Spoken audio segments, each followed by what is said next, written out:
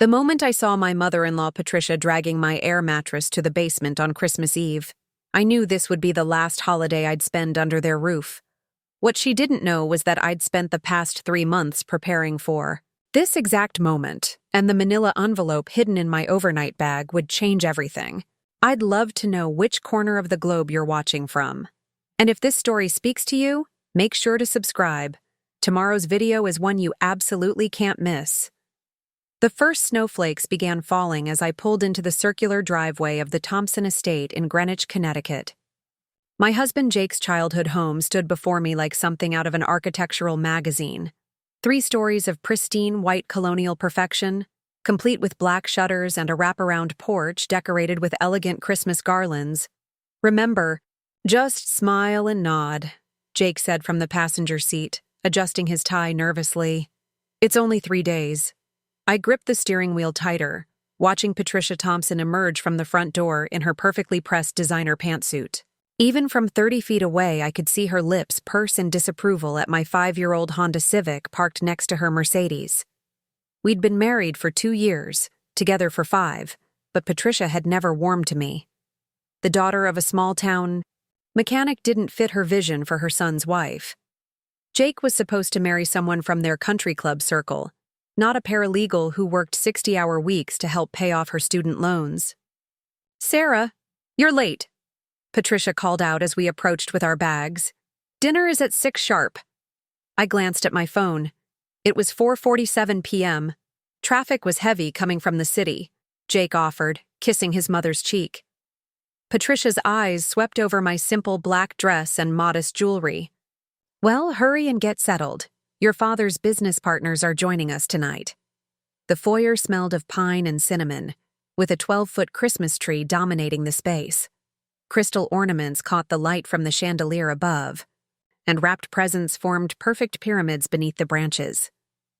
Everything looked like a holiday catalog spread. "Your room is ready," Patricia said, leading us toward the grand staircase.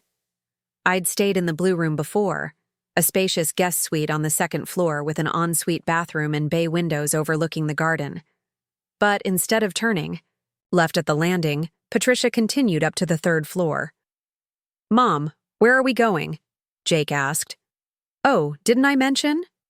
We're having some work done on the 2nd floor bathrooms. Terrible timing, I know." She opened a door to reveal a small room tucked under the eaves, barely larger than a walk-in closet. A twin bed was pushed against one wall. "This is the old nanny's room," Jake said slowly. "There's only one bed." Patricia smiled, but it didn't reach her eyes. "Yes, well, we've had to make arrangements. Sarah can sleep downstairs." My stomach dropped. "Downstairs?" "In the basement guest area. It's quite comfortable, actually. We renovated it last year." Jake's face flushed. "Mom, that's ridiculous. We're married. We sleep in the same room." "Don't be dramatic, dear. Your Aunt Margaret and Uncle Charles are arriving tomorrow and they'll need the larger guest rooms. It's just practical." I touched Jake's arm before he could argue further. "It's fine. Like you said, it's only 3 days. Patricia's smile widened, triumphant. "Wonderful. I'll show you down, Sarah." The basement was finished, technically, but comfortable was a stretch. The guest area consisted of a concrete room with small windows near the ceiling, an ancient pull-out couch, and a bathroom with exposed pipes. The space smelled faintly of mildew despite the new paint job. "There are extra blankets in the closet," Patricia said, flipping on the harsh overhead light. "The hot water takes a few minutes to warm up."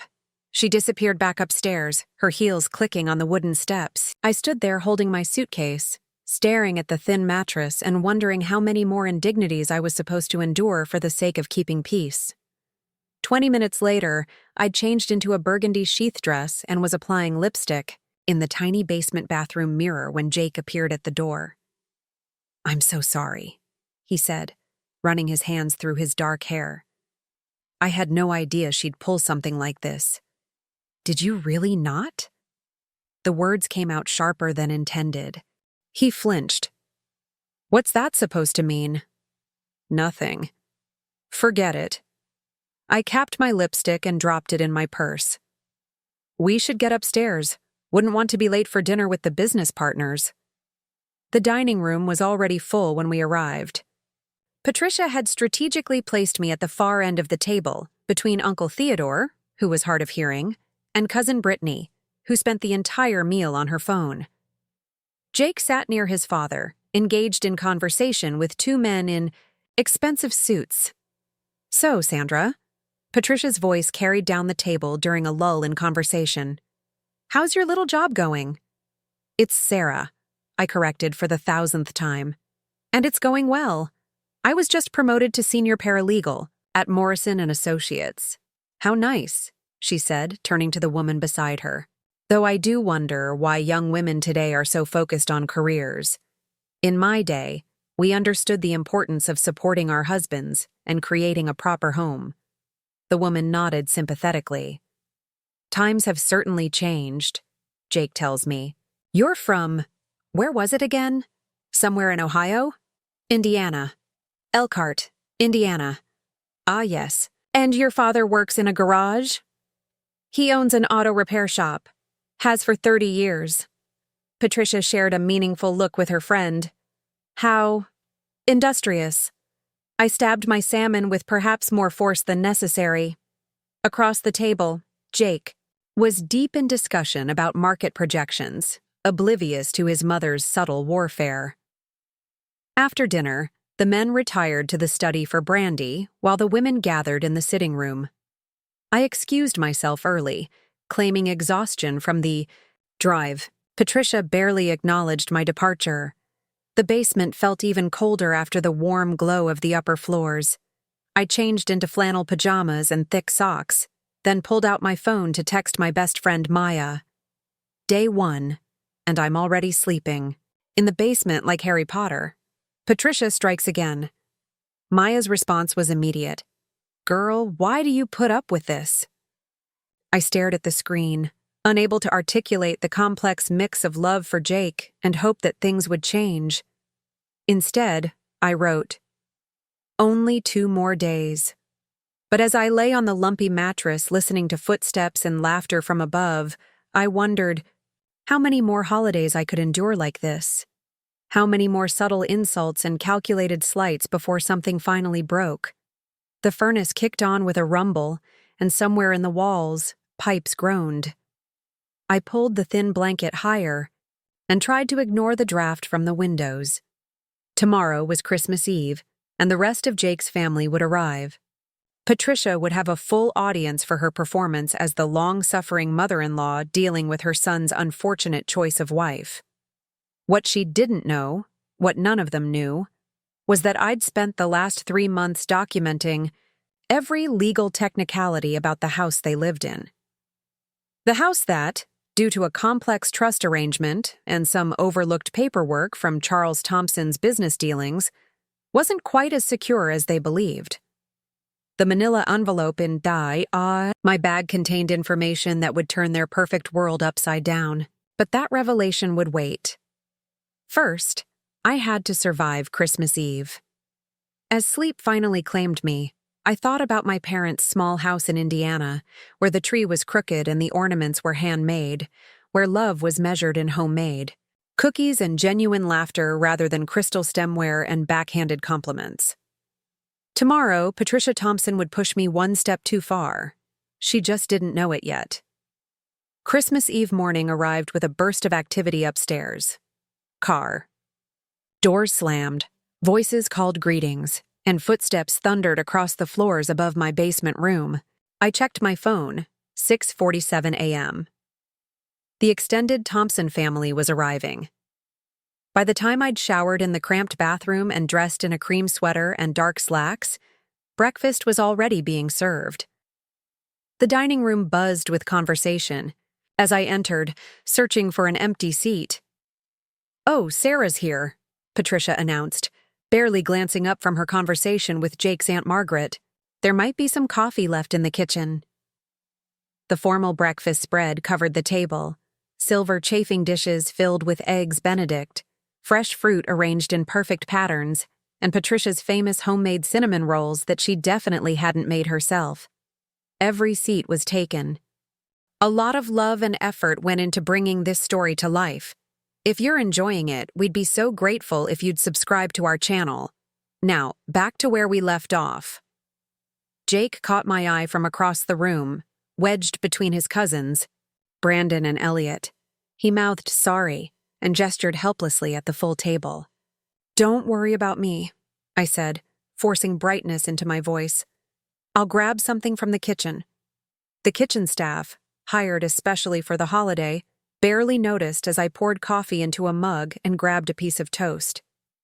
Through the serving window, I watched the family laugh and chat, Jake now deep in conversation with his Uncle Charles about the family investment portfolio. "You must be the wife," a voice said behind me. I turned to find a young woman in a catering uniform, refilling a fruit platter. Her name tag read, Maria. That obvious, she smiled sympathetically.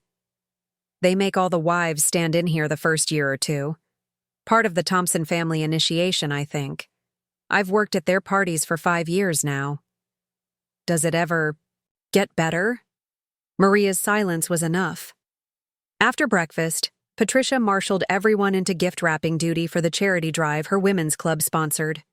The living room transformed into an assembly line of expensive paper and ribbons, with Patricia directing operations like a general.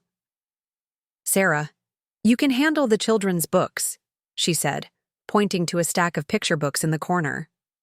"Simple, square shapes. Everyone else, let's tackle these electronics and designer items." The message was clear. I couldn't be trusted with anything valuable. Jake's Aunt Margaret settled beside Patricia with a pile of cashmere scarves. "Patricia, you must share your secret. How do you manage to host everyone so beautifully? And in such a large house?" Patricia's laugh tinkled like champagne glasses. "Oh, it's all about having the right support system. Good help is essential, of course, and naturally, one must have the proper space. Our ancestors knew what they were doing when they built these grand old homes." "Speaking of the house," Uncle Charles chimed in, "I heard from Harrison at the bank that property values in Greenwich have skyrocketed. You two must be sitting on a gold mine?" Patricia preened. "Robert's grandfather had extraordinary foresight purchasing this estate in 1952. It's been in the Thompson family ever since. We'd never dream of selling, of course. This is our legacy." I focused on folding precise corners on a copy of Good Night, Moon, thinking about the documents in my bag. The irony of Patricia's statement wasn't lost on me. "Sarah, dear, you're creasing the paper wrong," Patricia called out. "Here, let me show you the proper technique." She swept over and redid my perfectly adequate wrapping job, making subtle corrections that changed nothing but established dominance. Around the room, conversations continued about vacation homes, European trips, and private school admissions, a world where my middle-class background stood out like a discount store ornament on a designer tree. The afternoon brought preparations for the evening's Christmas Eve party. Patricia had invited what seemed like half of Greenwich's elite society for cocktails and hors d'oeuvres. "Sarah, I need you to arrange the place cards for tonight," Patricia said, handing me a box of cream-colored cards with gold edges. "The seating chart is on my desk in the study. Try to follow it exactly." The study was Robert Thompson's domain. Dark wood paneling, leather-bound books, and the lingering scent of expensive cigars. Patricia's desk stood near the window, meticulously organized. The seating chart lay precisely centered, names written in her perfect cursive. As I cross-referenced names with cards, my eyes caught on an open folder beside the chart. Legal documents.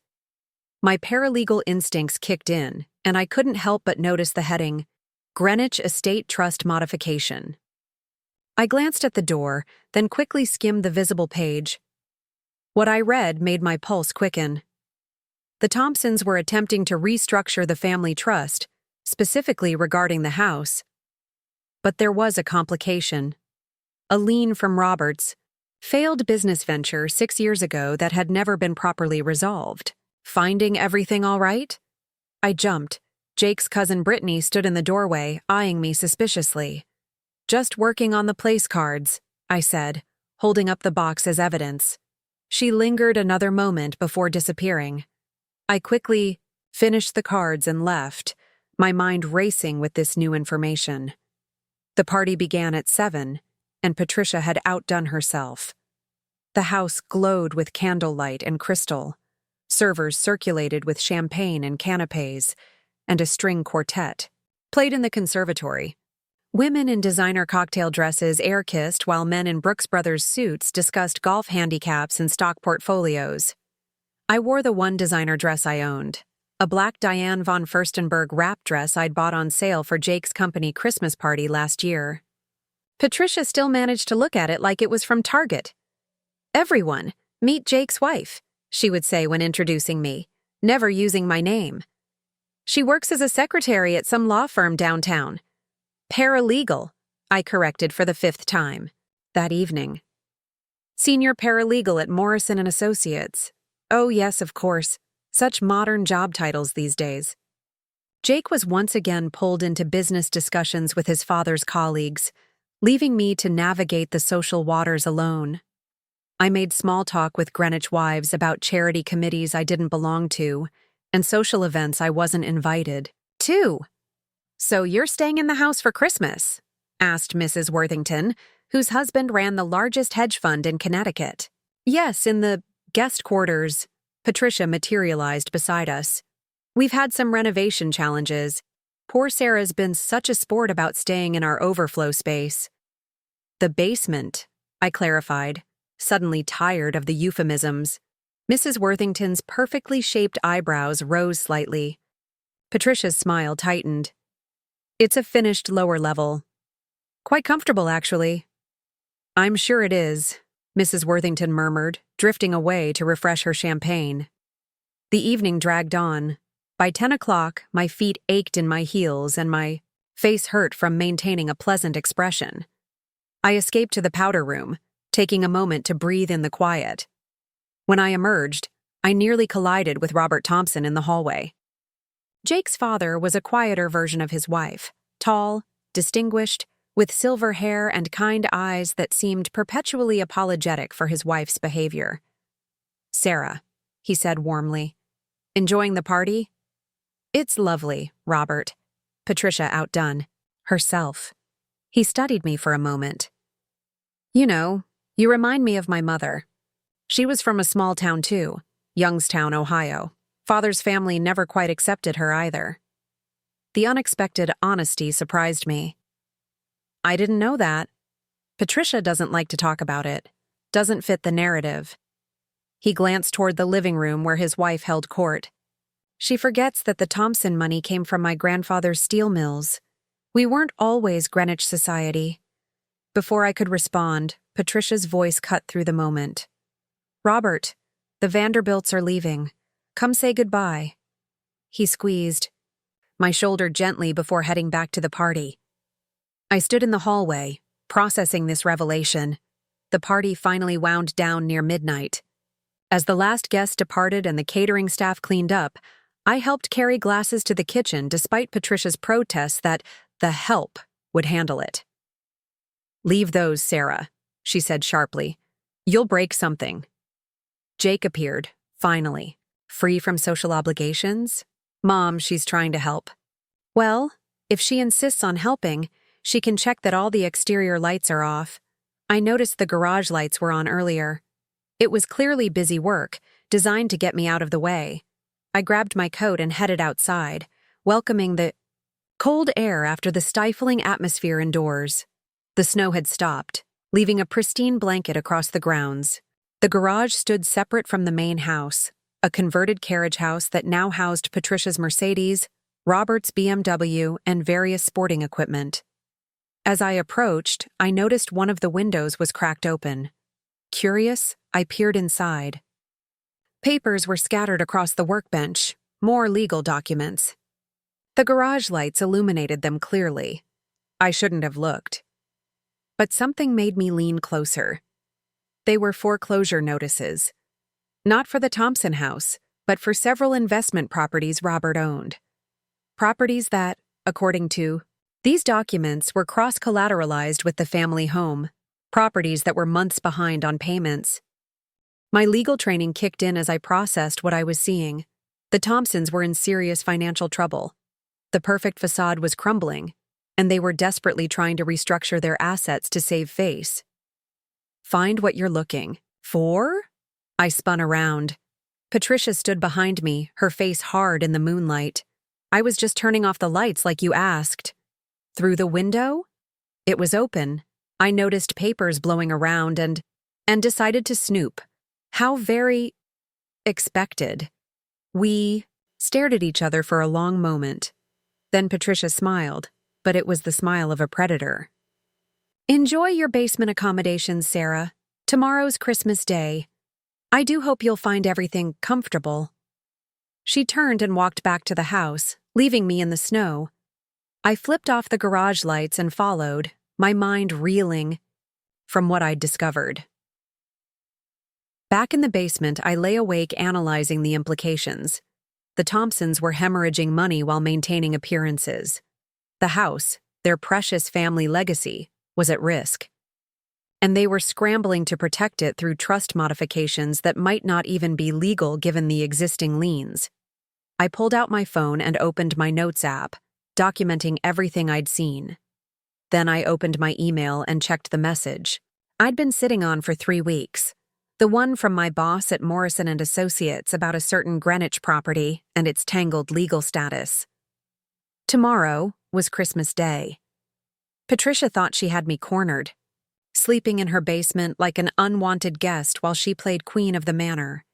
She had no idea that the envelope in my bag contained the power to bring her kingdom crashing down. Christmas morning arrived with a deafening silence. For the first time since I'd arrived, no footsteps echoed overhead, no voices carried through the floorboards. The basement felt colder than usual, and when I checked the thermostat, I discovered why. The heating had been turned down to 58 degrees. I wrapped myself in every blanket I could find and checked my phone. 5:23 a.m. Several texts from Maya wished me Merry Christmas and asked if I'd survived the night. My parents had sent a photo of their tree with presents underneath, tagged with, "Wish you were here, sweetheart." The contrast hit hard. At home, Mom, would already be starting her famous Christmas morning cinnamon rolls, the ones she actually made from scratch. Dad would be sneaking pieces of bacon from the stove while pretending to read the paper. Everything would smell like coffee and cinnamon and love. Here I was alone in a 40-degree basement, treated like an unwelcome stranger by people who were supposed to be family. By 7, I gave up trying to sleep and took a hot shower to ward off the chill. I dressed carefully, a red cashmere sweater Jake had given me last Christmas paired with black wool pants. Professional but festive.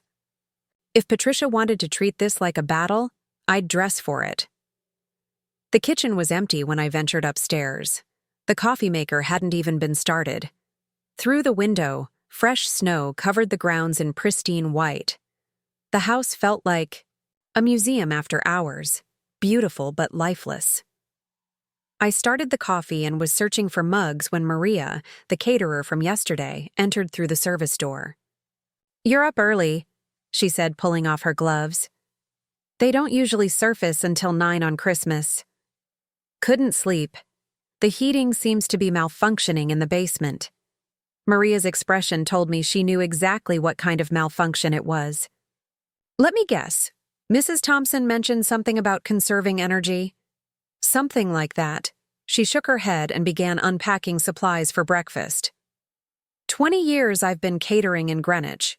The Thompsons aren't the worst, but they're close. You want some free advice? Sure. Whatever you're planning, and that look in your eye says you're planning something, do it soon. These people, they'll grind you down until there's nothing left but the version of you they think you should be. Before I could respond, footsteps sounded on the stairs. Jake appeared, hair mussed from sleep, wearing the Yale sweatshirt I'd bought him in college. "Merry Christmas," he said, kissing my cheek. "You're up early. Everything okay?" The heat wasn't working in the basement. His face darkened. "What? Mom said she had it serviced last month." Maria busied herself at the stove, but I caught her. knowing look. It's fine. I'm fine. The lie came automatically now.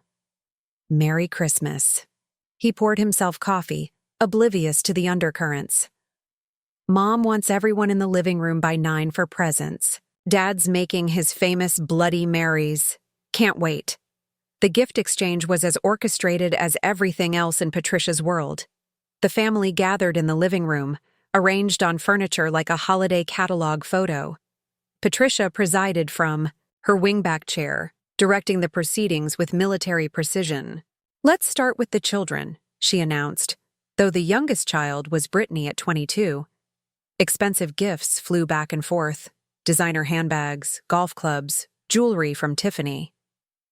Jake gave his mother a Hermes scarf that probably cost more than my monthly student loan payment. She cooed over it like he'd hand-painted it himself. And this is from Charles and me to Jake, Patricia said, handing over a small wrapped box.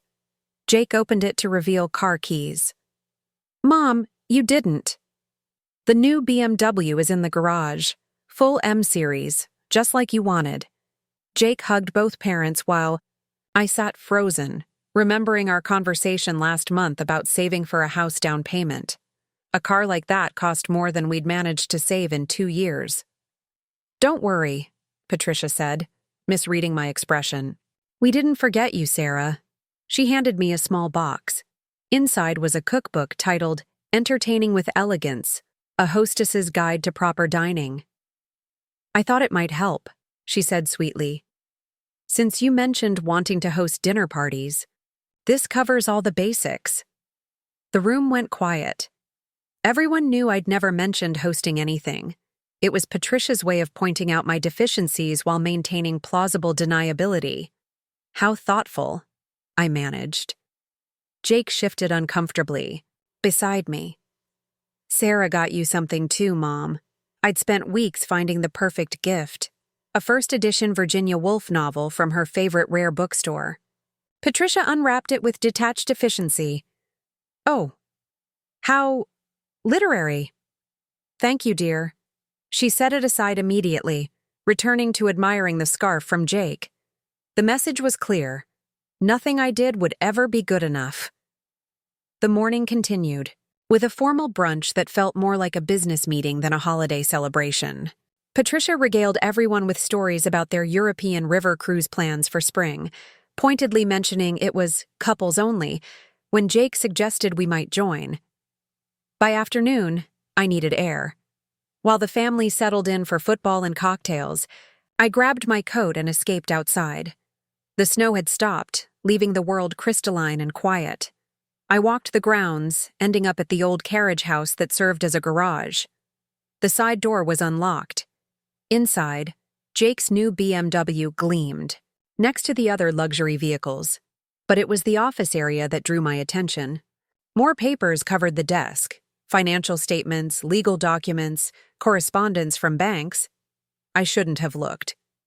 But after everything, I felt entitled to some answers. The documents painted a clear picture. Robert's investment firm had taken massive losses. They'd borrowed against the house multiple times, each loan secured by cross-collateralization with other properties. The Greenwich estate was mortgaged to the hilt, and they were behind on payments. Snooping again? This time it was Robert who caught me, but unlike his wife, he didn't look angry, just tired. I'm sorry. I was just finding out the truth? He closed the door behind him. It's all right. You have a right to know what you're marrying into. Jake doesn't know, does he? Robert shook his head. Patricia's forbidden me from telling him. She keeps thinking we'll turn it around, that one big deal will fix everything, but we're past that point. He sat heavily in the desk chair. You know what the ironic part is? This house, this lifestyle, none of it makes her happy. She's so terrified of losing status that she's made everyone miserable trying to maintain it. Why are you telling me this?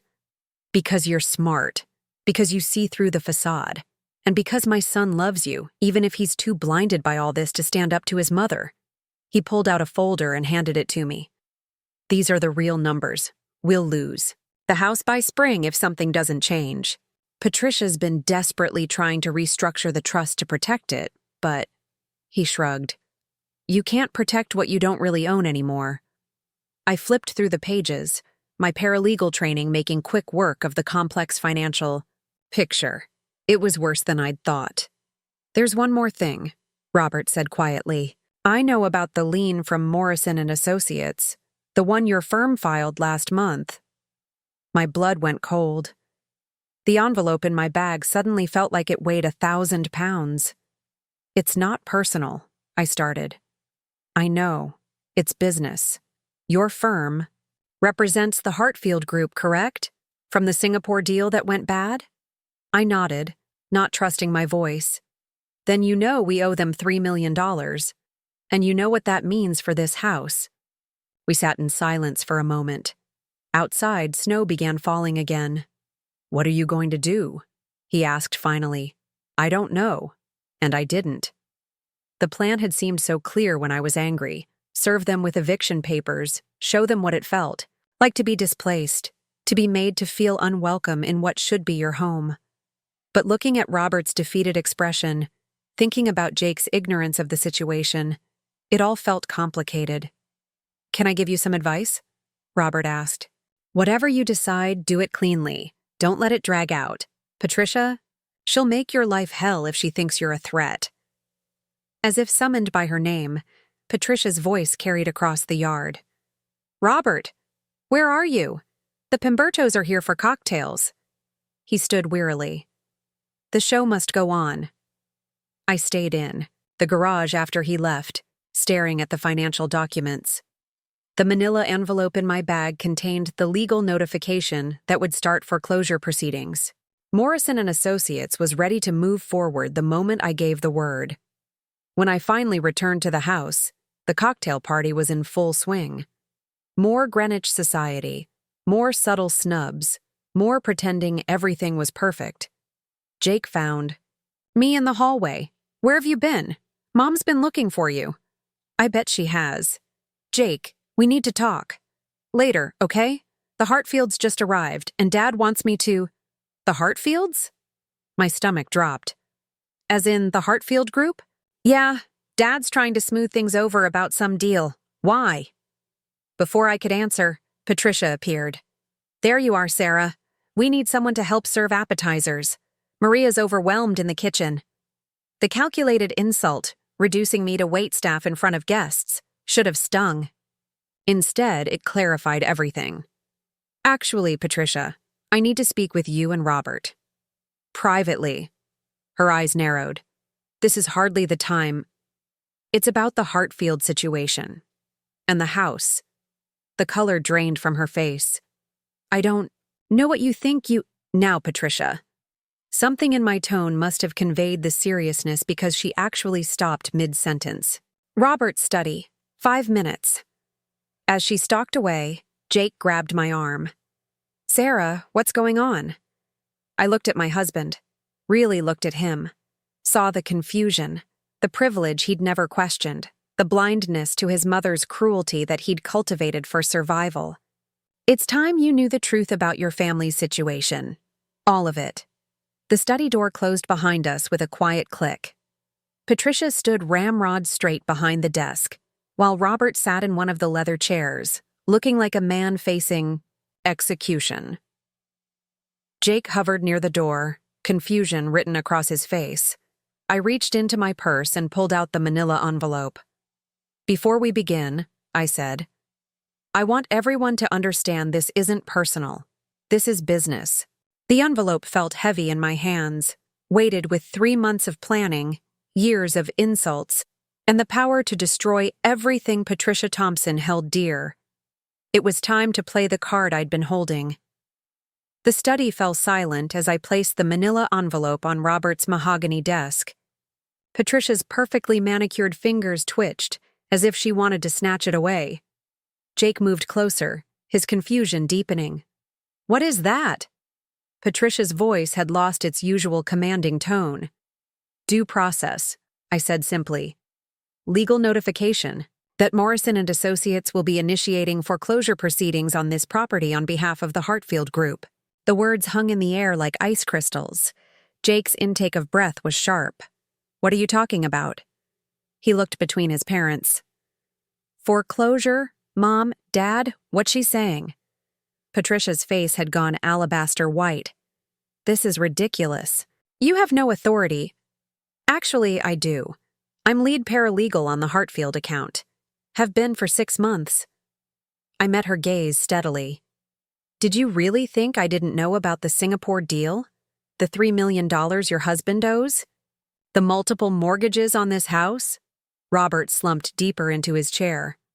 Patricia, it's over. Nothing is over. She whirled on him. We have options. The trust restructuring won't work, I interrupted. Not with the existing liens. Not with the cross-collateralization clauses in your loan agreements. I've spent 3 months reviewing every document, every contract, every legal maneuver you've attempted. Jake grabbed the back of a chair, his knuckles white. Someone please explain what's happening. Patricia's laugh was brittle. Your wife is trying to destroy us. That's what's happening. No, Robert said quietly. We destroyed ourselves. Sarah's just holding up the mirror. I pulled a chair closer to Jake and sat down. Your father's investment firm took massive losses 2 years ago. To cover them, he borrowed against everything, including this house. When the Singapore development deal fell through, he couldn't pay back the Hartfield Group. They hired my firm to recover their losses. Jake's face cycled through emotions. Disbelief, anger, hurt. And you knew this? All this time? I found out 3 months ago when I was assigned to the case. I tried to talk to you about your family's finances several times, but you always said your mother handled everything. Because she does, Patricia interjected. And I'll handle this. Robert, call Harrison at the bank. We'll get an extension. There are no more extensions, Robert said. I've used them all. The room felt smaller suddenly, the weight of truth, pressing in from all sides. Outside, snow continued to fall, oblivious to the drama unfolding within these walls. Why? Jake's question was directed at me. Why would you do this? I stood, moving to the window. The party continued downstairs, the sound of laughter and clinking glasses drifting up through the floorboards. Such a perfect facade. Do you remember? Thanksgiving 2 years ago? Your mother seated me at the children's table, said it was tradition for new family members. I was 28 years old, sitting with your teenage cousins while you dined with the adults. Jake shifted uncomfortably. That was just Mom being cruel? Yes, but I handled it. Then there was Christmas that year. The gift exchange where everyone got designer items except me. Your mother gave me a self-help book about marrying up and managing expectations.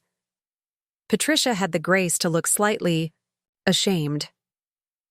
Last Easter, when I offered to host dinner at our apartment, she laughed, said our place wasn't suitable for proper entertaining, suggested I take classes at the country club instead. Sarah, Jake started. I'm not finished. My voice remained calm, but years of suppressed hurt colored every word. 4th of July, when she introduced me to her friends as Jake's phase and said she was sure you'd come to your senses eventually. Labor Day, when she accidentally forgot to include me in the family photo, repeatedly. I turned from the window. And now this Christmas, banishing me to the basement, turning off the heat, treating me like hired help at your party, making it crystal clear that I'll never be good enough, never be accepted, never be family. The room was tomb quiet. Even Patricia seemed to shrink under the weight of her accumulated cruelties laid bare. But here's what you don't understand, I continued. I could have lived with all of it. For Jake. Because I loved him. Because I kept hoping things would change. Until tonight. What happened tonight? Robert asked softly. I realized the truth. This isn't about me not being good enough. It's about Patricia being terrified. Terrified of losing control, losing status, losing the illusion she's built her entire identity around. And she's willing to destroy anyone who threatens that illusion. Patricia's voice was barely a whisper. You don't understand what it's like, the pressure, the expectations. I understand perfectly. You married into this world just like I did. Robert told me about his mother, about how she was treated. You experienced exactly what you're putting me through, and instead of breaking the cycle, you perpetuated it. Jake sank into a chair, head in his hands. This can't be happening. I opened the envelope and spread the documents across the desk. These are your options. Option 1, accept the foreclosure. Morrison and Associates takes possession of the house in 30 days. The Hartfield Group recovers what they can from the sale. 30 days? Patricia gasped. That's impossible. Where would we go? Option 2, I continued. Negotiate a settlement. Sell voluntarily, pay off the debts, keep what's left. It won't be much, but it's better than foreclosure on your credit records. Robert leaned forward, studying the papers. And option 3? I met his gaze. There is no option 3, not legally. The lie sat heavy on my tongue. There was a third option, one I'd discovered while researching the tangled web of Thompson family finances. A loophole that could save them if played correctly. But that knowledge was my ace, and I wasn't ready to play it yet. This is insane, Jake stood abruptly. Sarah, you can't do this. This is my family, and I'm your wife. When did that stop mattering? He flinched as if I'd slapped him. That's not fair, isn't it? How many times have you stood by while your mother humiliated me? How many family events have you attended alone because it was easier than dealing with her reaction to bringing me? How many times have you asked me to be patient, to understand, to give her time? Jake's silence was enough.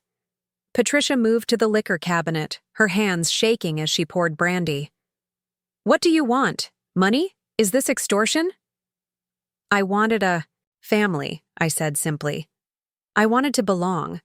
I wanted basic human decency, but apparently that was too much to ask from the mighty Thompsons.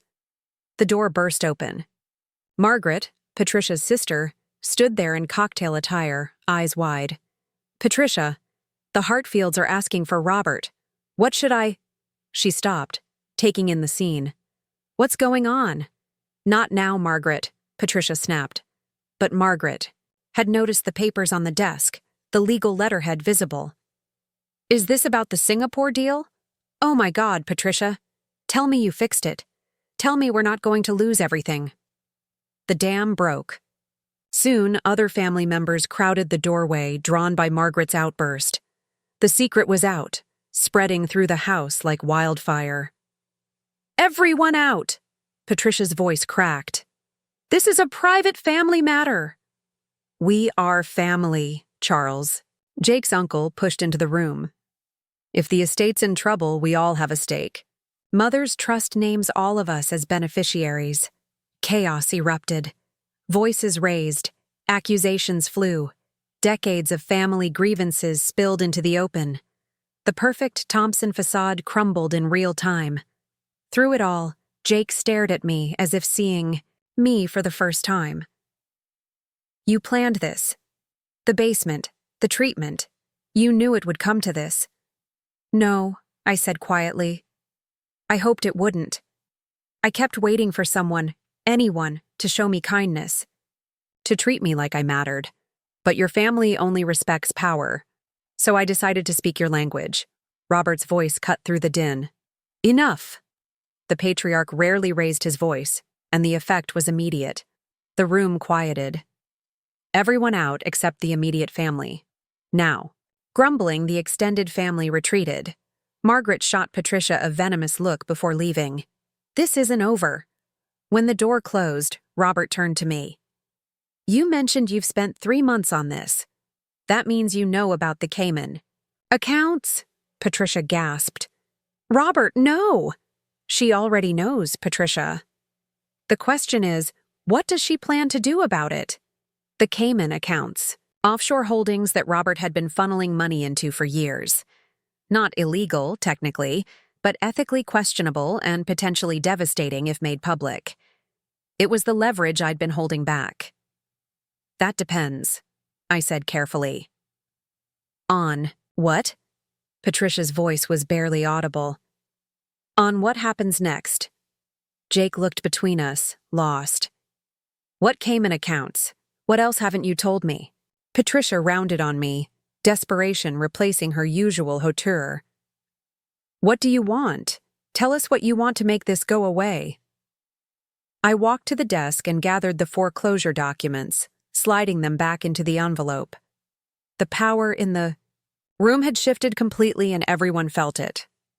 I want to tell you a story, I said, about a girl from Indiana who fell in love with a boy from Greenwich. She thought love was enough, that if she worked hard, stayed kind, proved herself worthy, his family would eventually accept her. I moved to the bookshelf, running my finger along the spines of leather-bound volumes that had never been read. But every holiday, every family gathering, every interaction was designed to remind her of her place. Basement rooms, kitchen tables, subtle insults disguised as concern, death by 1,000 cuts. Patricia sank into her chair, suddenly looking older than her 62 years. That girl, that paralegal from the wrong side of the tracks, she had two choices: accept her fate as the perpetual outsider, or learn to play by Greenwich rules. I turned to face them. So she chose to play. And it turns out she's very good at the game. Sarah, please. Jake's voice broke. This isn't you. No? Then who? Am I Jake? Because I've spent 2 years trying to be who your family wanted, and it was never enough. So now I'm being who I need to be to survive. Robert cleared his throat. The third option. There is one, isn't there? I nodded slowly. The Singapore deal included an arbitration clause. If invoked within 6 months of default, it goes to mediation instead of court. You're at 5 months? 3 weeks.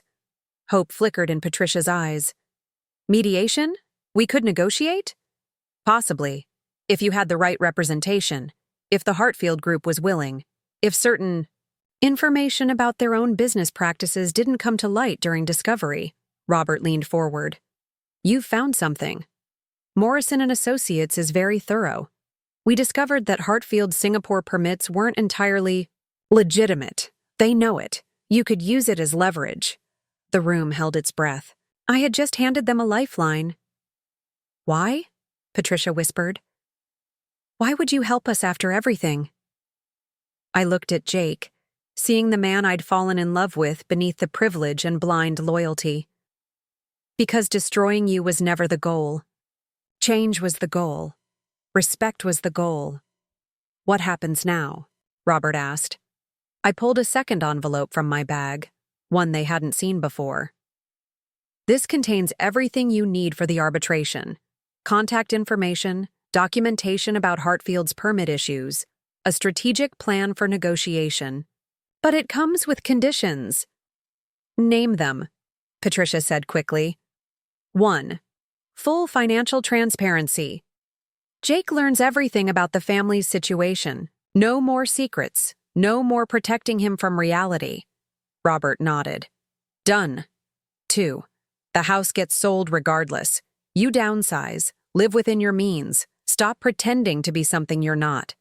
Patricia winced but didn't object. 3. Family. Therapy. All of us. We either learn to be a real family or we admit this isn't working. Jake looked up. You'd do that? After everything? I loved you enough to marry you. That hasn't changed. But the terms of engagement have. And if we refuse? Patricia asked, though her voice lacked its usual steel. Then the foreclosure proceeds. The Cayman information becomes part of discovery. And everyone in Greenwich learns the truth about the Thompson family's fall from grace.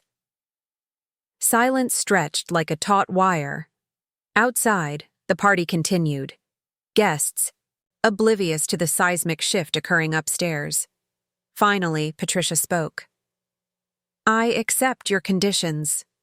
The words seemed to cost her physically. Robert reached over and took her hand, the first genuine moment I'd witnessed between them. I'm sorry, Patricia continued, the words rusty from disuse. I know that's not enough, but I am sorry.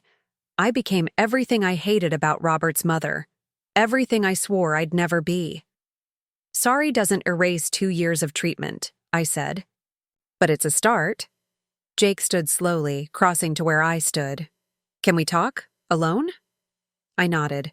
We stepped into the hallway, closing the study door behind us. The sounds of the party drifted up. Laughter, music, the clink of glasses. All of it felt distant, unreal. Did you ever love me? Jake asked. Or was this all just a long game? I love you, I said simply. That's why this hurts so much. That's why I couldn't just walk away. But love isn't enough if it only flows in one direction. I failed you. It wasn't a question. You chose the path of least resistance. Every time. And I let you, thinking patience would be rewarded. We both failed. He leaned against the wall, suddenly exhausted. What happens to us?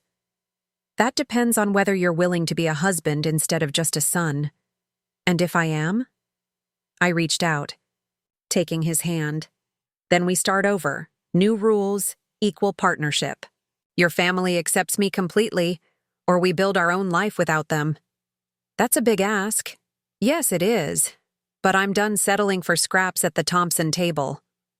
We stood in silence, hands linked, the future uncertain.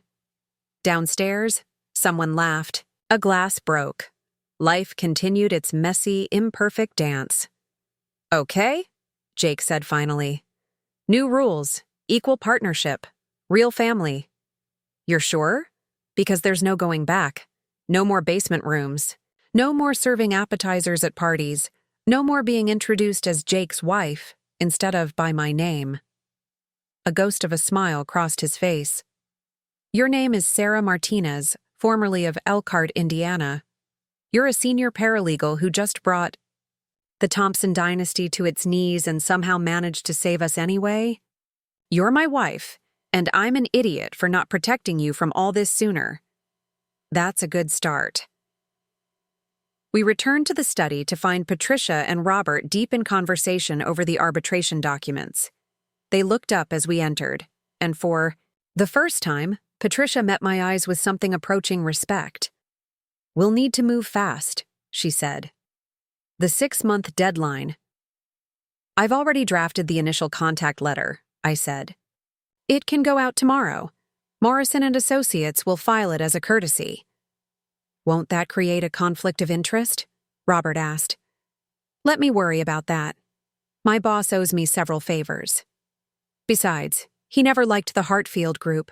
Too aggressive, even for corporate law. Patricia stood, smoothing her dress. I suppose we should return to the party. People will be wondering. Let them wonder, Robert said. I'm tired of the performance. But Patricia was already moving toward the door, steel spine reasserting itself. We have guests. We have obligations. Tomorrow everything changes. Tonight, we fulfill our commitments. She paused at the threshold, turning back.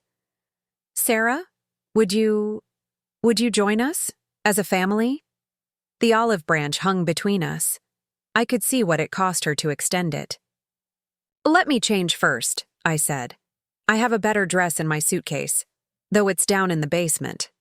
Patricia's face flushed. About that. The blue room, your proper room, it's available. It was always available. I just wanted to put me in my place? Yes, and I'm ashamed. Good. Hold on to that feeling. Let it remind you why we're doing this differently moving forward. I headed for the stairs, Jake following.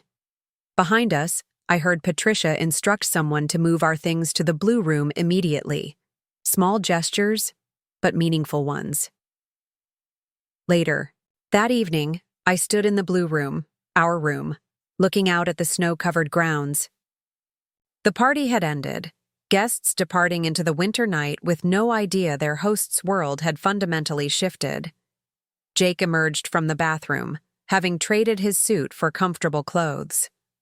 The moving company can come next week. Mom's already called a realtor about listing the house. She moves fast when motivated. She's terrified, but also relieved? I think the pretense was killing her too. I turned from the window. What about you? Are you okay with all this? Honestly, I'm angry. At them for lying. At you for the ambush. At myself for being blind to it all. But mostly, I'm tired of living in a museum instead of a home. It won't be easy. Downsizing means lifestyle changes. No more country club membership. No more European vacations. No more BMW Christmas gifts. Jake crossed to where I stood, wrapping his arms around me. You know what I got you for Christmas? I mean, what did I really got you before Mom blindsided me with the car? What?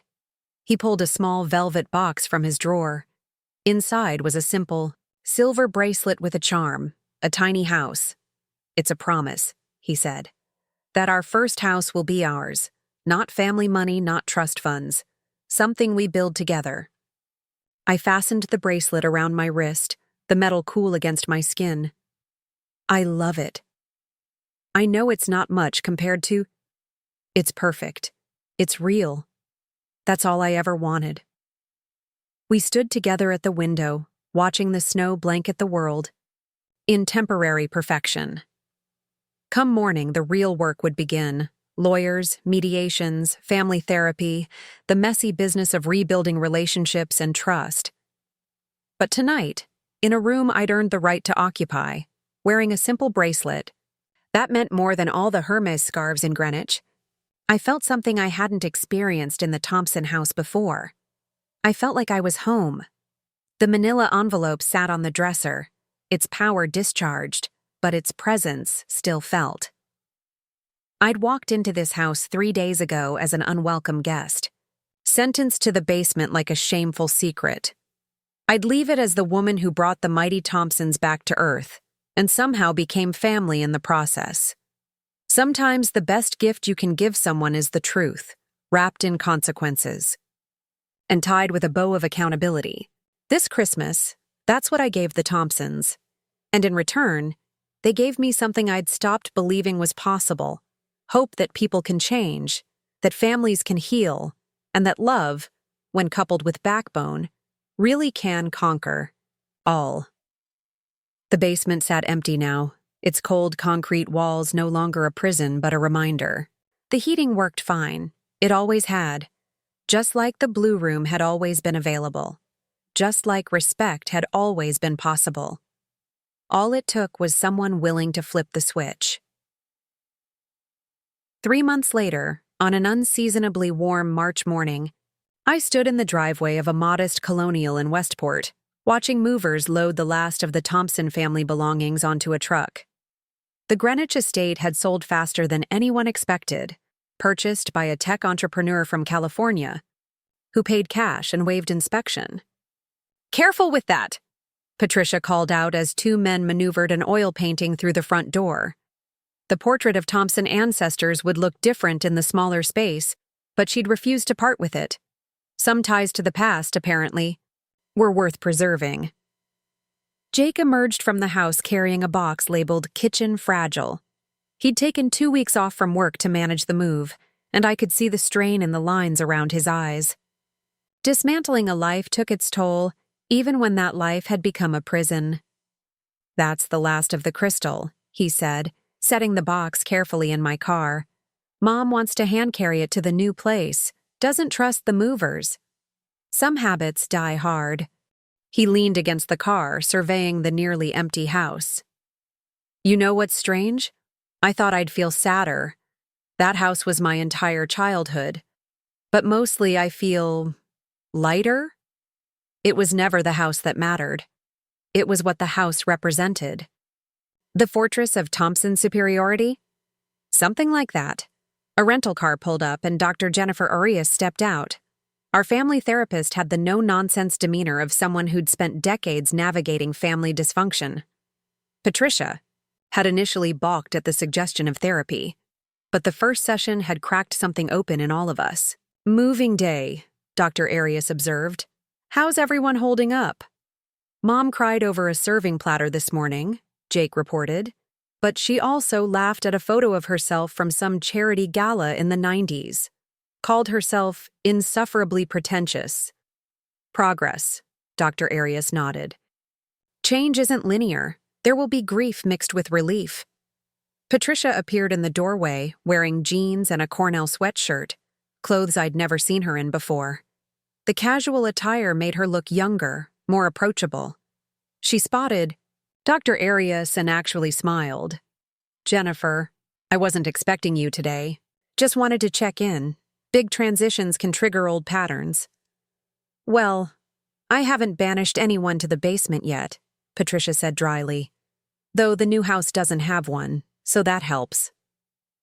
The attempt at humor, self-deprecating rather, than cutting, marked another small victory.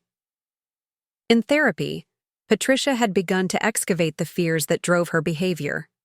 The desperate need for control. The terror of being seen as less than perfect. The way she'd weaponized social status to avoid facing her own insecurities. Robert emerged from the garage, having supervised the loading of his home office. "Jennifer, perfect timing. Patricia's about to have her furniture arrangement crisis." "I am not having a crisis," Patricia protested. "I'm simply considering optimal placement options." "She's drawn 14 different floor plans," Robert Stage whispered. "The dining table alone has been placed in 6 locations." 7, Patricia corrected. "And proper furniture arrangement is crucial for—" She caught herself, recognizing the old pattern. "And I'm doing it again, aren't I? Trying to control everything to manage anxiety." "But you noticed," Dr. Arias pointed out. "That's the difference." The exchange felt almost normal. 3 months of intensive therapy hadn't erased decades of dysfunction, but it had given us tools. Patricia still struggled with her need for control, but now she could recognize it. Jake still defaulted to avoiding conflict, but he was learning to speak up. And I was working on setting boundaries without building walls. "The arbitration papers came through yesterday," Robert announced. "Hartfield accepted the settlement. We're officially free of the Singapore mess." The mediation had gone better than expected. Armed with information about Hartfield's permit violations, Robert's lawyers had negotiated a reduction in the debt from $3 million to $800,000. The house sale covered that and left enough for a fresh start. "Morrison and Associates dropped us as clients," I added. "Conflict of interest, once I provided information that helped your case. But my boss understood. Even gave me a bonus for creative problem solving. Cost us the best paralegal in Connecticut," Patricia said. Then, catching my surprised look, "I did my research. Your reputation at the firm is stellar. Several partners tried to poach you for their teams." It was the first time she'd ever acknowledged my professional competence. Small progress, but progress nonetheless. By noon, the Greenwich house stood empty. We did a final walkthrough together, footsteps echoing in rooms that had once hummed with the careful orchestration of Patricia's social ambitions. The dining room where I'd been relegated to the far end of the table. The sitting room where she'd handed out gifts designed to wound. The foyer where she'd greeted me with calculated coldness every visit. 27 years, Patricia murmured, running her hand along the banister. "I thought I was building something important here, a legacy, a dynasty." "You were building a fortress," Dr. Arias observed gently. "Fortresses keep people out, but they also trap people in." We drove in convoy to Westport, 40 minutes and a world away from Greenwich's manicured perfection. The new house sat on a tree-lined street of similar homes, comfortable but not ostentatious. 3 bedrooms, 2.5 baths, a kitchen, that opened to a family room. Normal. Livable. Real. Patricia stood in the empty living room, looking lost. "I don't even know where to begin." Wherever feels right, I suggested. There's no wrong answer.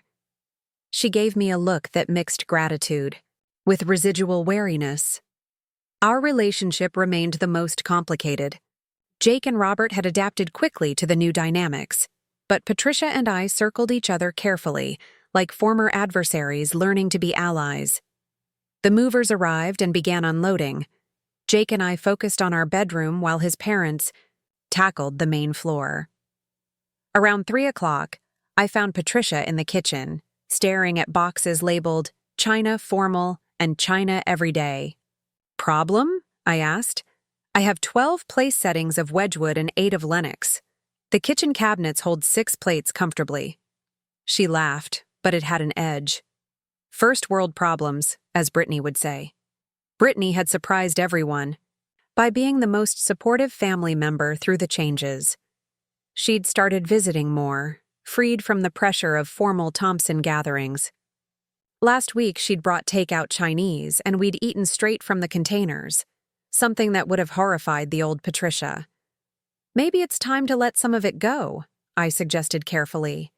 Keep what you love, donate the rest. But they're family heirlooms. Robert's grandmother's pattern, my mother's wedding china. Do they bring you joy or obligation? Patricia fingered a teacup, silent for a long moment. I don't even like this pattern. Never have. But it was expensive, old, and therefore important. She set it back in the box decisively. Donation pile. We worked side by side for the next hour, sorting through decades of accumulated status symbols. Some pieces she kept, things with genuine sentimental value. But much of it went into boxes marked for charity. With each decision, she seemed to shed another layer of the armor she'd worn for so long. Can I ask you something? Patricia said suddenly. That Christmas Eve, when you brought out those foreclosure papers, was any part of you enjoying it? Watching me squirm? I considered lying, smoothing it over, but we'd committed to honesty in therapy. Yes. Part of me felt vindicated. You'd made me feel small for so long. It felt good to have power. She nodded slowly. I deserved it. Maybe. But revenge isn't as satisfying as I thought it would be. Watching you crumble just made me see how scared you'd been all along. I was terrified, she admitted.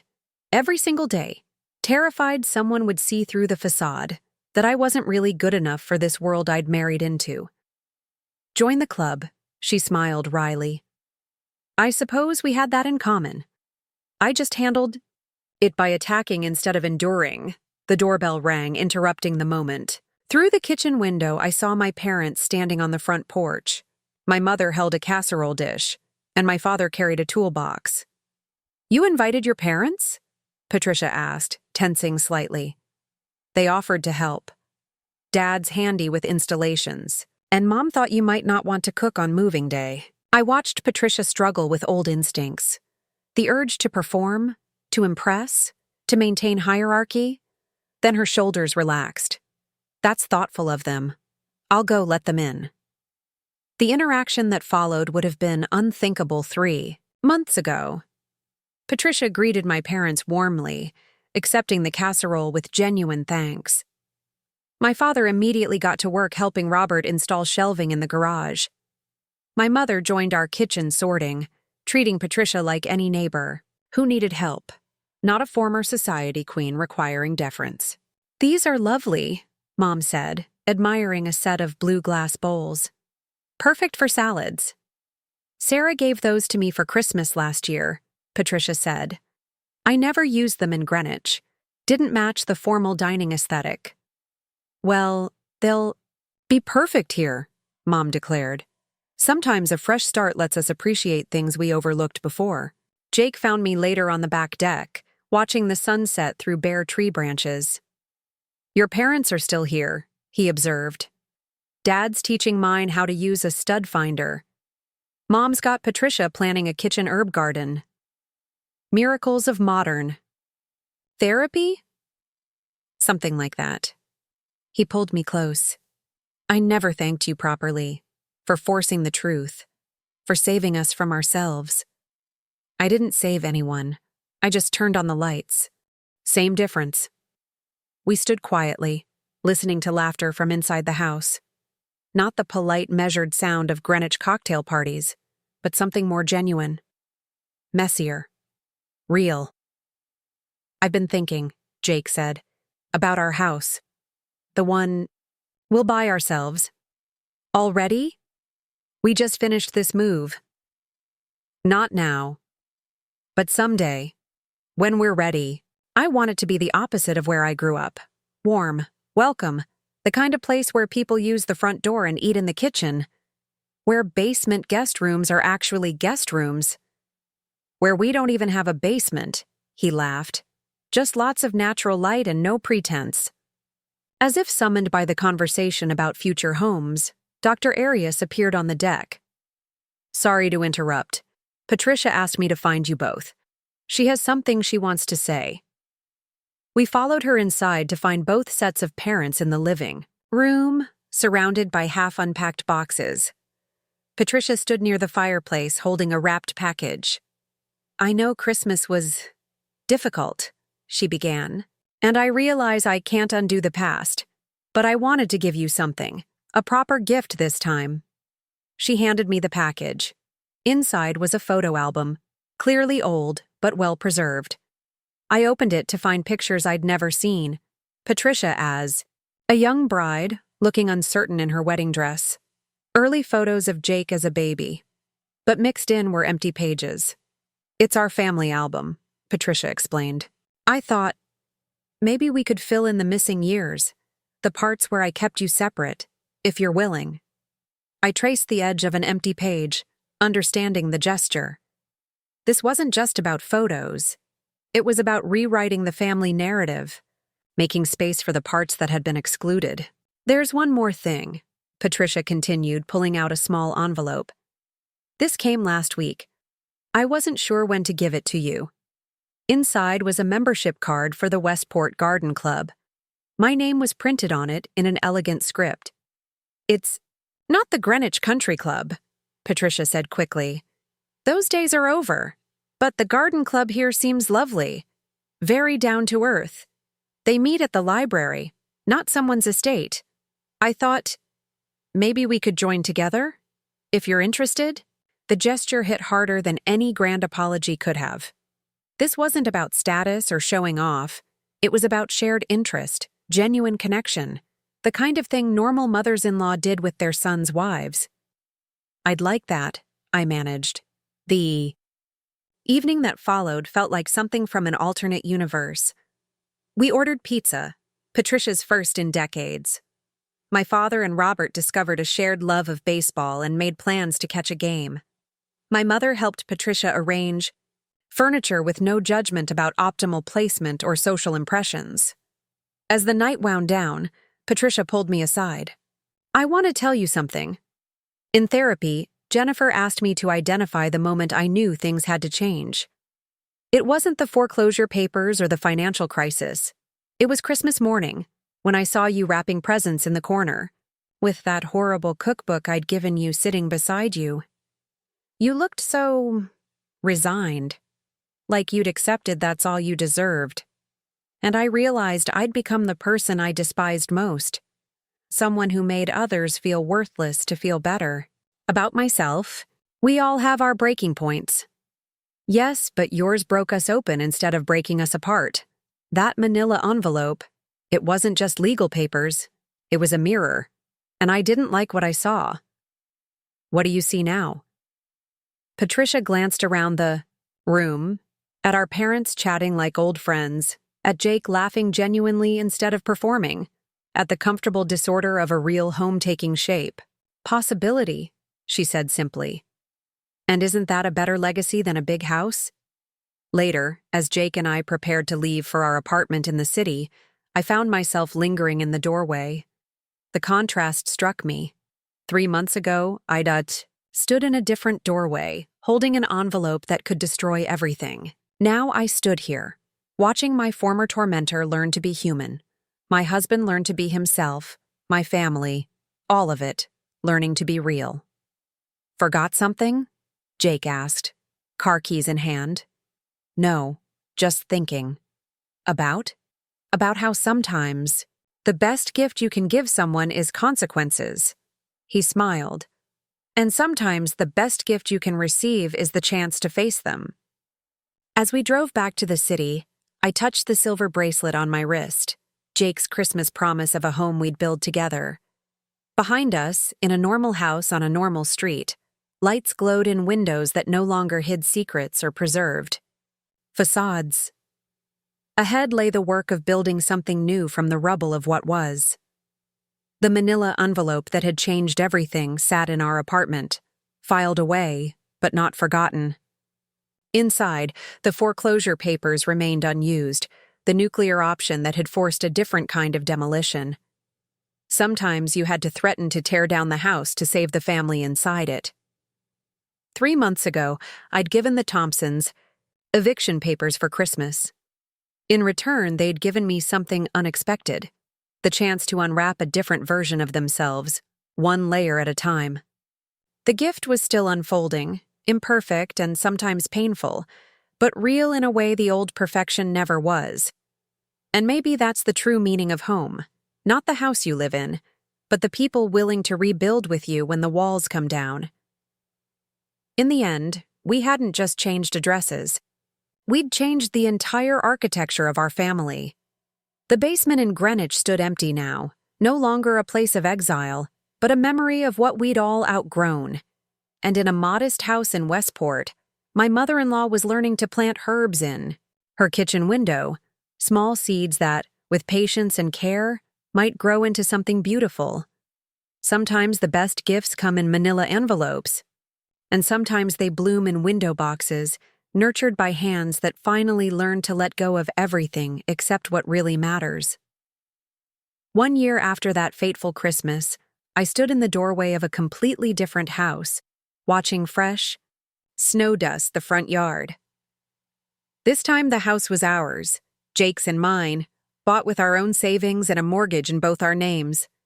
A 1920s bungalow in Stamford with original hardwood floors and a kitchen that needed updating but had good bones. "Sarah! Jake! You're here!" My mother appeared at the door, flour dusting her apron. Behind her, the house buzzed with activity and the smell of cinnamon filled the air. We were hosting Christmas this year, both families, together. Traffic wasn't bad, Jake said, stamping snow off his boots. "How's the turkey progressing?" "Your father's monitoring it like a nuclear reactor," Mom laughed. "He and Robert have thermometers in 3 different spots." The scene inside stopped me short. Patricia Thompson sat at our dining table, teaching my teenage cousin Emma how to fold napkins into elegant fans. She wore a simple red sweater and comfortable slacks, no designer labels in sight. Her hair, now showing its natural silver at the roots, was pulled back casually. "The trick is the initial fold," Patricia explained patiently. "If that's not crisp, the whole thing falls apart." Year ago, this scene would have been impossible. Patricia Thompson doing domestic tasks alongside my relatives, teaching rather than commanding, wearing clothes chosen for comfort rather than status. The transformation still caught me off guard.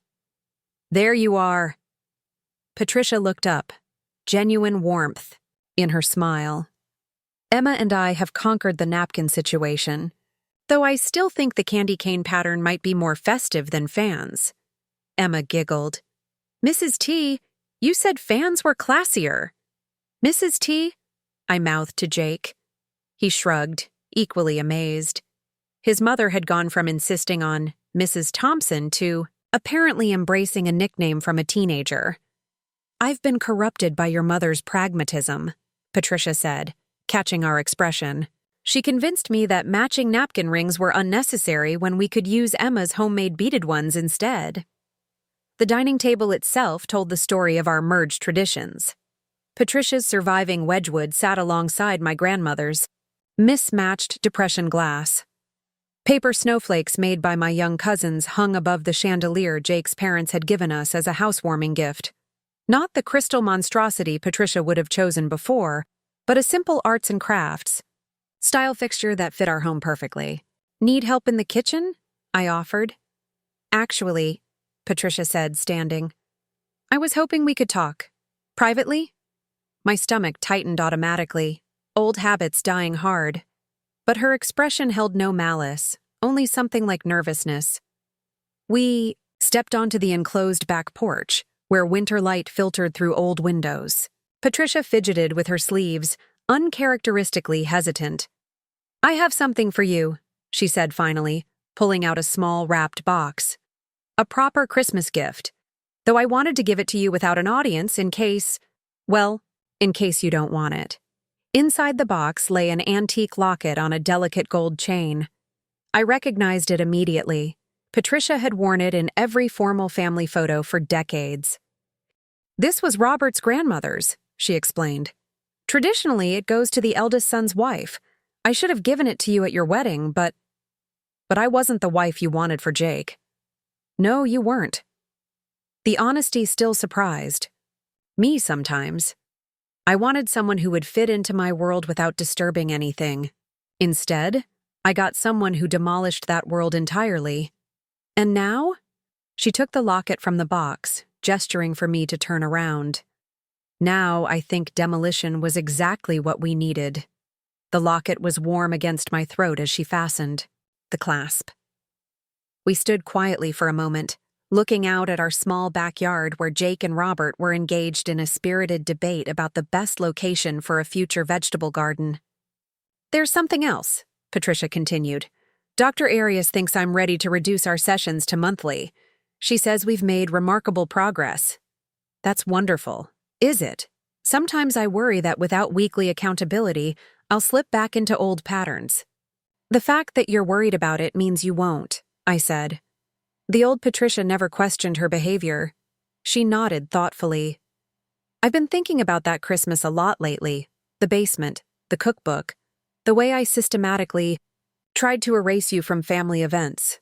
I'm still ashamed. Shame isn't useful anymore. You've apologized. You've changed. We've all moved forward. Have we, though? Can trauma like that really be erased? I turned to face her. It can't be erased, but it can be transformed. That Christmas taught us all something.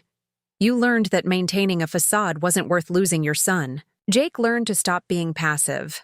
I learned that sometimes you have to break things to fix them. And the basement? It's just a room in a house we don't own anymore. A burst of laughter from inside interrupted us. Through the window, I could see Brittany had arrived with her new boyfriend, a social worker she'd met volunteering at a shelter. The old Patricia would have been horrified at his profession, his salary, his off-the-rack clothes. Patricia had invited them to stay in their guest room for the week. We should go back in, Patricia said. Your mother promised to teach me her sugar cookie recipe, though I warned her I've never made cookies from scratch before. Never? The Greenwich Patricia had staff for that. Westport Patricia is learning. We returned to find the house in cheerful chaos. My father and Robert had abandoned turkey duty to help Emma's younger brother build a Lego set. Jake's Aunt Margaret, who'd initially been furious about the family's downsizing, chatted warmly with Brittany's boyfriend about affordable housing initiatives. Even Uncle Charles, who'd threatened to contest the house sale, was helping my mother roll out cookie dough. Sarah, perfect timing, Mom called. Patricia says you have her grandmother's cookie press. We're going to attempt Spritz cookies. The cookie press, an antique contraption that had belonged to Robert's family for generations, had been one of the few things Patricia had kept from the Greenwich house. But she'd never used it, displaying it instead as a decorative object. Now she retrieved it from our pantry, examining it like an archaeological artifact. I think you twist this part, she said uncertainly. Here, let me show you. My mother guided her hands. My grandmother had one just like this. The trick is consistent pressure. Watching them work together, Patricia asking questions, Mom patiently teaching. I marveled at the journey we'd all taken. The woman who once couldn't bear to have me in her perfect kitchen now stood in mine, covered in flour and laughing at her misshapen first attempts. The afternoon unfolded in waves of cooking, conversation, and connection. Jake found me during a quiet moment, pulling me into the hallway. "I keep waiting for something to go wrong," he admitted. "For Mom to say something cutting, or for the families to clash." "Old habits." "She gave you the locket." My hand went to my throat automatically. "She did. Grandmother Thompson's locket. The one Mom said would go to my wife when I married appropriately." Maybe she finally realized I married appropriately the first time. He kissed me softly. "I love you. For breaking us open. For giving us the chance to be better. Even though I basically blackmailed your family?" "Especially because of that. Though technically, it was more extortion than blackmail." "Lawyer? Paralegal." We smiled at the old joke, the distinction that had once been a class marker, now just affectionate teasing. "Time for presents," Emma called from the living room, where our modest tree stood decorated with a mix of ornaments, some from Jake's childhood, some from mine, and new ones we'd chosen together. The gift exchange that followed bore no resemblance to that Christmas 2 years ago. The presents were smaller, more thoughtful. Patricia gave me a subscription to a gardening magazine and seeds for the herb garden we'd discussed. I gave her a photo album filled with pictures from the past year. Casual shots of family dinners, therapy sessions that had become coffee dates, her first attempt at painting, a hobby she'd discovered in their smaller home. "There's one more gift," Robert announced, producing an envelope. "This is for everyone, really." Inside was a receipt from a local shelter, a donation made in all our names. The amount was substantial, but not showy, the gesture meaningful, rather than performative. "We wanted to mark this Christmas differently," he explained. "To celebrate not what we have, but who we've become." Patricia nodded. "The shelter director mentioned they need volunteers for their meal program."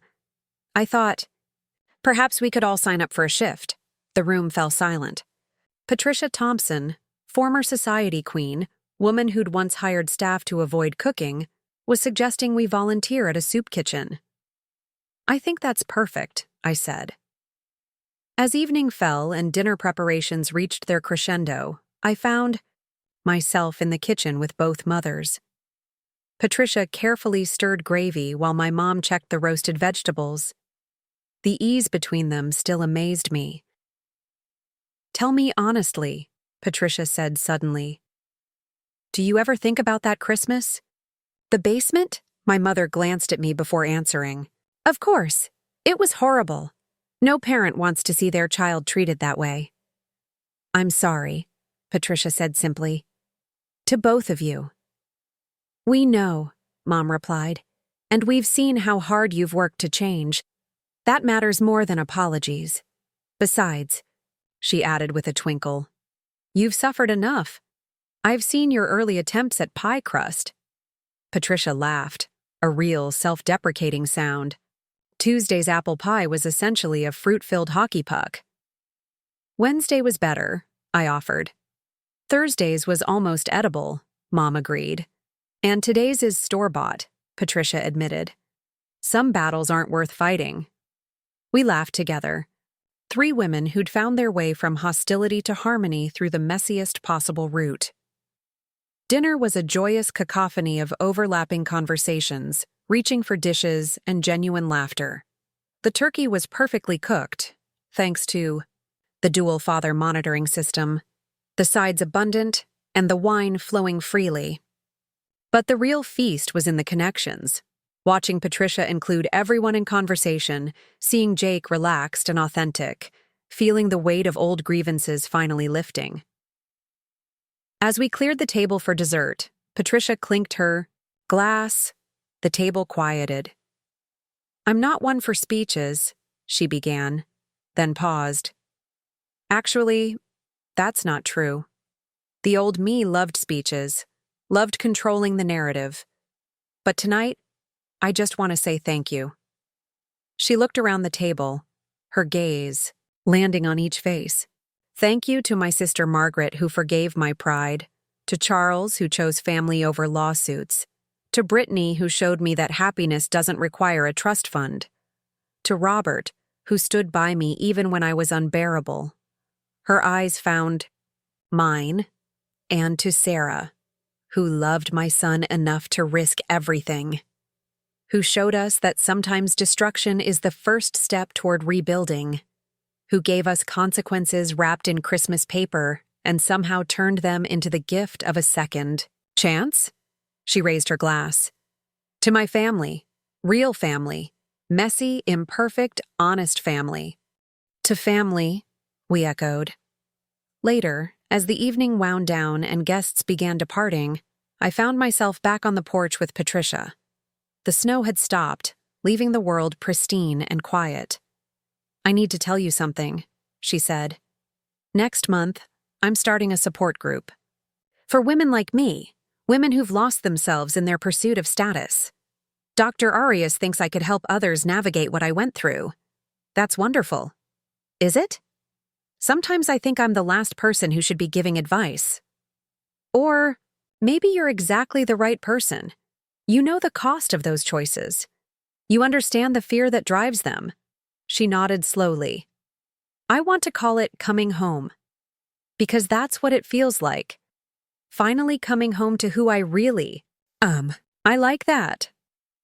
We stood in comfortable silence, watching Jake and Robert load gifts into cars.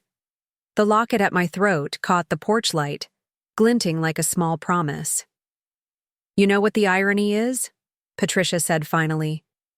"I spent so many years trying to preserve the Thompson legacy. The house, the status, the reputation. But the real legacy wasn't in any of that. No? It's this. Tonight. The way Brittany looks at her boyfriend without calculating his net worth. The way Jake laughs without performing. The way you wear that locket like it was always meant for you. The way you make cookies from scratch?" She smiled. "Badly. But yes, that too."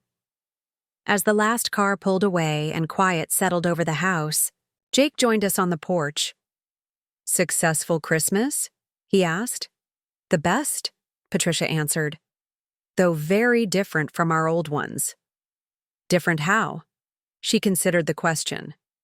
Our old Christmases were about displaying what we had. This one was about sharing who we are. "And who are we?" I asked. Patricia looked at her son, at me, at our small house filled with mixed traditions and genuine warmth. "We're a family that knows how to rebuild," she said finally. "A family that chose truth over appearance. A family that learned the difference between a house and a home." Inside, my parents were wrapping leftovers, singing along to Christmas music on the radio. The tree lights twinkled, casting rainbow reflections on the windows.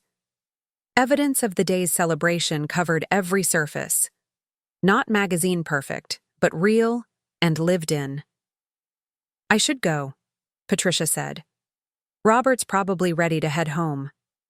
"You sure you don't want to stay?" Jake offered. "The guest room's made up." "Thank you, but no. I want to get back to our own home. Besides, we're hosting a book club tomorrow. I'm finally reading the selections instead of just pretending I did." We hugged goodbye, a real embrace, not the air kisses of before. As Patricia walked to the car, she turned back. "Same time next year?" she called. "Wouldn't miss it," I answered. Jake wrapped his arms around me as we watched his parents drive away. "You know what I realized tonight?" "What? That manila envelope you carried 2 years ago? It wasn't really about the foreclosure papers, was it?" "What do you mean?" "The real power wasn't in the legal documents. It was in the truth they represented. You didn't threaten to take away our house. You showed us we'd already lost our home. The real one. The one made of authentic connections and genuine love. And now?" He gestured to our little bungalow, still glowing with Christmas lights. "Now we have both. A house we earned and a home we built. Together." We stood there long after the taillights faded, breathing in the cold night air. Inside, my parents finished cleaning, their comfortable chatter drifting through the walls. The ghost of that other Christmas, the basement, the coldness, the pain. Felt like something from another lifetime. "Ready to go in?" Jake asked. "A minute." I touched the locket at my throat, thinking about gifts and consequences, about the courage it takes to tear down facades and the work required to build something true in their place. 2 years ago, I'd given the Thompsons eviction papers for Christmas. In return, they'd given me something infinitely more valuable, the chance to be part of a family willing to shatter itself and rebuild from the broken pieces. The basement of the Greenwich house remained empty, but we'd all climbed into the light. And in that light, we'd discovered that home isn't about perfect presentations or proper bloodlines. It's about choosing each other, again and again, especially when it's hardest. As snow began falling once more, I thought about Patricia's support group, about the women she'd help escape their own gilded prisons. The ripple effects of that Christmas continued expanding, touching lives we'd never know. "Now I'm ready," I said, taking Jake's hand. We went inside together, leaving the ghosts of old Christmases on the porch. In our kitchen, Mom was teaching Dad Patricia's napkin folding technique, both of them laughing at his clumsy attempts. The scene was imperfect, ordinary, and absolutely beautiful. The manila envelope that had started everything sat in a filing cabinet upstairs, its power long since transformed into something else entirely. Not a weapon anymore, but a reminder that sometimes the best gifts come wrapped in consequences, and the strongest families are built on foundations of truth, however painfully laid. Outside, snow blanketed the world in fresh possibility. Inside, our home glowed with the warm light of a Christmas finally made whole. Looking for more? We've got 2 amazing stories ready for you right on screen. If this one touched you, these are absolutely worth your time. Click to watch them now. And hey, subscribe and hit that bell to never miss our latest uploads.